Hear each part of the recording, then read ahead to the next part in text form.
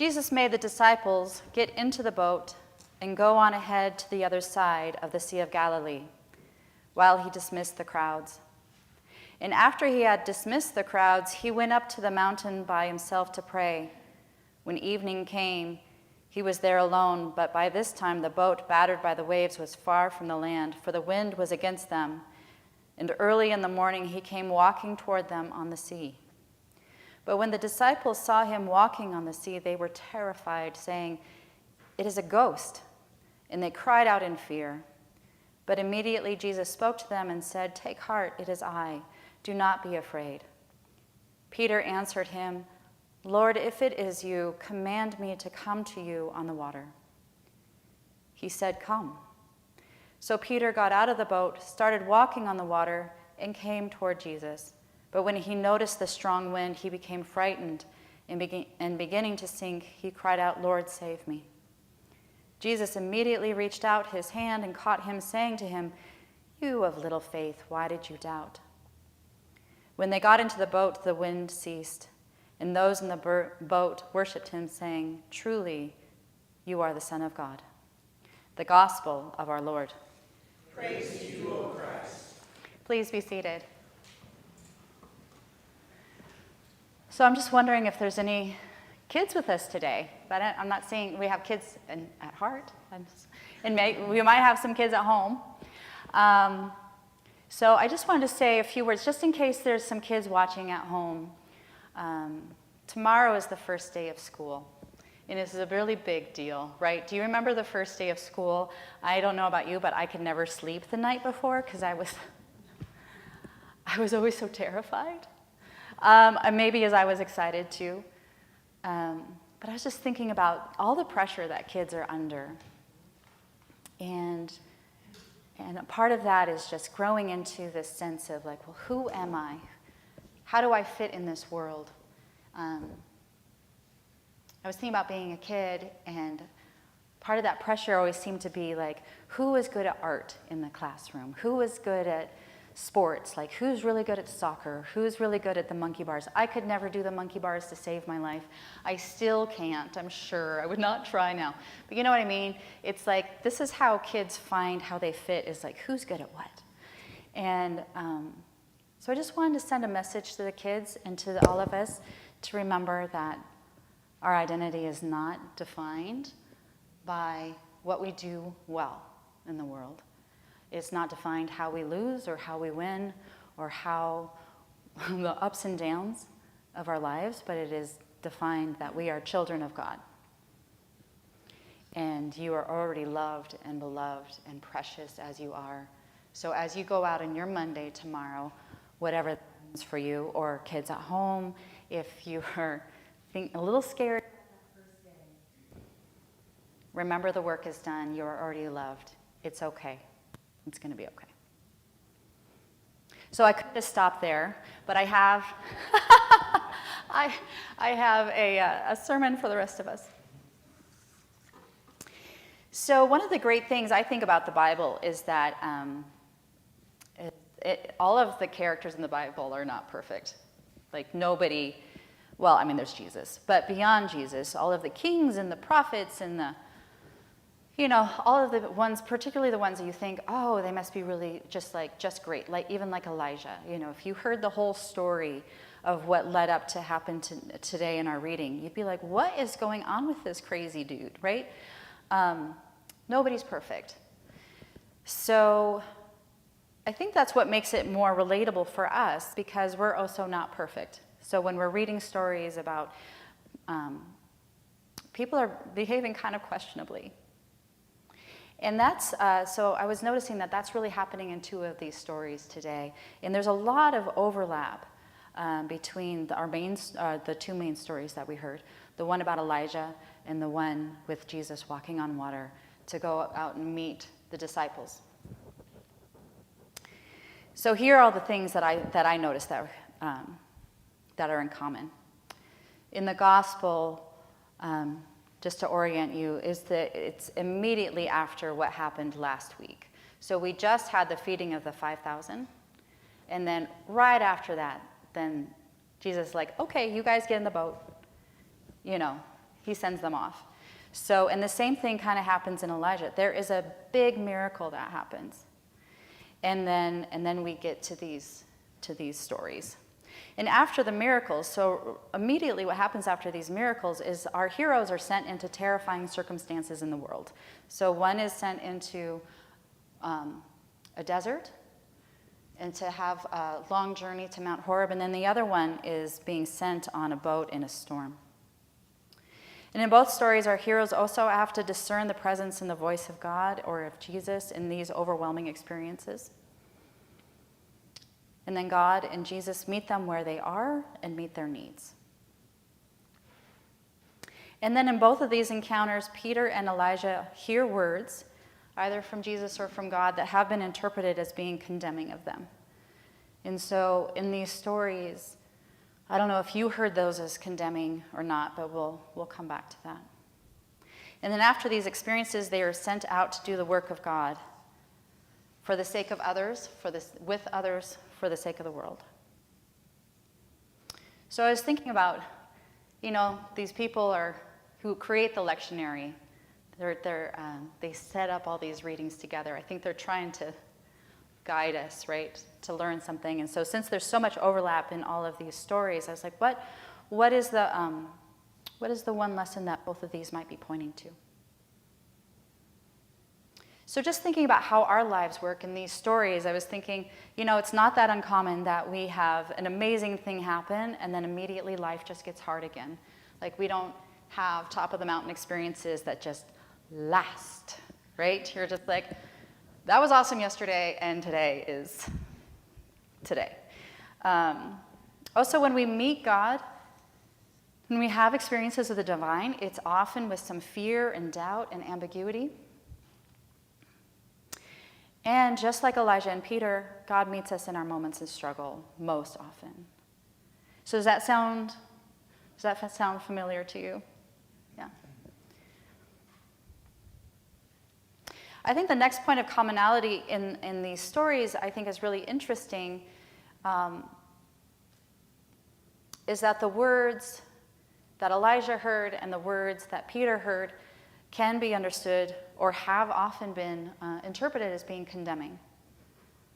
And then other people say, no, this is a very loving thing. So the tone is important. It's kind of like getting an email, and you can't really tell if the person's being funny or mean. We have to hear the tone to really understand what's going on. It might help if you have your text with you, but it might not. I'll try to not be too confusing. So in Elijah's story, Elijah hears the sound of sheer silence and goes out to meet God. And God says, "What are you doing here, Elijah?" So do you hear, when you hear these words, do you hear it as maybe God rolling God's eyes and saying, "Oh, Elijah, what are you doing here? You're not supposed to be here"? Or do you wonder, maybe is God saying, "Elijah, what are you doing here? What do you need?" Like if you have an adult child and they show up on your doorstep on 2 o'clock on a Tuesday afternoon, you're like, what's going on, right? Or in the gospel, do you hear Jesus saying to Peter, "Oh, you of little faith, why did you doubt? You couldn't even walk to me and I'm right here," right? Or when we hear these words, do you hear Jesus' gentle reminder of the greater faith that Peter could be growing into? Or maybe even something more supportive. There's a lot of references to small amounts of faith, little faith in Matthew. And sometimes it's in the most glowing of terms. So in Matthew 17, Jesus says, "Truly I tell you, if you have faith as small as a mustard seed, you can say to this mountain, 'Move from here to there,' and it will move. Nothing will be impossible for you." So what if the little faith in Jesus' statement is not condemning, but encouraging and wondering? You of little faith, you already have this little faith. Why did you doubt? Right? So when you hear these words, I'm curious, like, what interpretation do you lean towards? How do you hear these things? And I think for a lot of us, our initial inclination would to be towards the condemning interpretations. I think it's easier for us to believe based on how we were raised or just our general society that, we always think we have to do something to measure up so that we don't have harsh consequences like Jesus mocking us while pulling us out of the water, right? I think it's hard for us to understand that striving and performing do not lead to greater love or greater acceptance in the big picture of God's love. It is already given absolutely to you, to each of you, to each of us. We just don't always know it. So I think our ideas about God and whether we are okay with God in like a really foundational way matter because it matters how we interpret our lives. It changes how we interpret our lives. It changes how we interpret life in general. It changes how we might judge others. Like if we think, I need to measure up to get God's love, and you see somebody else struggling, you might just be like, well, clearly they're doing something wrong. The way that we look at God really, really matters. So if we think God is all about winning and doing things right, we can easily see God and Jesus as being impatient with our heroes who are not exactly winning. But if we understand God to be about love no matter what, it's then a lot easier to hear God and Jesus being compassionate, patient, supportive, and kind.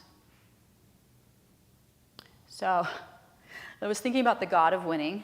You'll have to excuse me. So I thought we could reimagine the gospel together. If we bowed down to the God of winning and we had the book, this divine book, the Bible of the God of winning, how might this gospel story be retold? And so I had imagining, and it's too bad that I'm just the one talking because I'd love to hear your ideas too, but I'm just, imagine the disciples getting in the boat, right? And the sea is awful, and they're like working really hard, and they're gallantly fighting against these waves, and they're doing a great job. And they know that God is with them, and they know they're going to defy the odds. And then Jesus shows up, and they recognize Jesus right away because they don't doubt for a second that Jesus would be right there with them. And then Peter, in his confidence and as a champion, says, I'm going to go demonstrate my faith to Jesus and my commitment, and walks out on the water in total confidence, gets to Jesus, and they do like a really great high five. Like not like that. Not like a measly one, but like and then they go on to heal and save a bunch of people. Right? Doesn't that sound like that would be the Bible of the God of winning? And that's just not what the Bible is. Those are just not the stories of Jesus. And thank God that those are not the stories of Jesus. But it is kind of the way that we like to live our lives, I think. I think we like to live our lives that we think that if, as believers of God, we will, nothing will be hard again. We'll never make a mistake again. We'd kind of be like Christian superheroes strutting around with bank accounts and perfect skin. And that's, not true. It's not true. I think the biggest trouble here, if we really believe in this God of winning, is that there's no space for the very real experiences that we have of fear, isolation, shame, or grief. There's no room for doubt. There's no room for struggle. If we believed in a God of winning, we'd still have those times because life still happens, but then we might really feel that much worse about it, right? We might feel extra ashamed. We might want to hide our struggles or our doubts. We might want to just pretend that everything's okay. Because if we believed in a God of winning and our life wasn't full of winning, then what would that mean about us? Did we believe that, we're just not believing in God well enough? We're not measuring up to God's vision for us. We're not We have to earn our belonging. What are all these different ideas that we might have? Many theologians, including Luther, have said that God is most revealed in his character on the cross. Jesus is God incarnated on this planet, and he died on the cross in an act of nonviolent resistance against the Roman Empire, and died in an act of solidarity with human suffering, and died to nullify the power of sin and death in our lives. So what does that tell us about God? I think one thing it tells us is that God will not abandon us or any relationship despite the many ways that we're not winning. In fact, God shows up the most in the most revealed moments and places and times when life is the hardest. I think one of the most beautiful things about this is it frees us to be honest with God, and it frees us to be honest with each other, frees us to be honest with ourselves.